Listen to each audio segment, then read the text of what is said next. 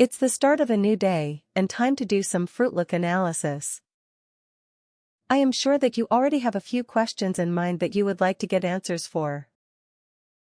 Like, how does this year's biomass production compare to that of last year? Or, how does the growth of Block A2 compare to that of Block A3? Was Block B1 perhaps under-irrigated? And Block B2 perhaps over-irrigated? Are the trees in Block C1 healthy? Why not try FruitLook's comparison function? With this function, you can compare two data parameters, different fields, or data from different seasons with each other. Let's look at a few examples. You wanted to know how this year's biomass production compares with previous years. Start by selecting the relevant field, Block B1 in this case, and go to the graph view.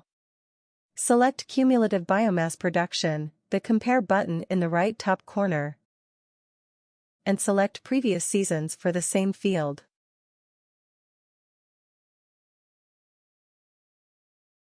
There. This year's biomass was much higher than the previous two seasons. Ask yourself, why is this the case?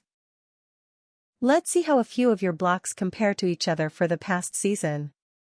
Therefore, select the list view in the bottom left corner, select the fields you would like to compare, and select Compare Fields from the drop-down list.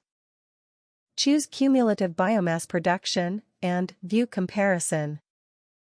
Now you can see which one of your fields produced the most biomass last season. Was plant stress perhaps caused by under-irrigation? Let's compare biomass with evapotranspiration deficit. Go to the graph view and select biomass production on the left and evapotranspiration deficit on the right. The climbing evapotranspiration deficit during the end of October is accompanied by a decline in biomass production, which can be an indication of under-irrigation. If plant stress was caused by over-irrigation, the evapotranspiration deficit might be low, whilst both biomass and biomass water use efficiency will be decreasing. Keep in mind, lower biomass water use efficiency can occur during certain physiological stages in a crop's life cycle. For easy detection of unhealthy crops, make sure to monitor leaf area index along with vegetation index. These two parameters should have the same pattern. If you notice, for instance, a sudden decrease in vegetation index whilst the leaf area index remains the same, it can mean that the plant still has its leaves but they are not as healthy as one would like them to be. Block D1, however, seems to be doing well in this case.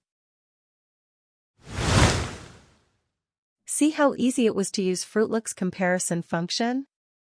And you have all your answers, right? Yes, it sure is a fun and easy way to improve efficiency on your farm. Have a great day!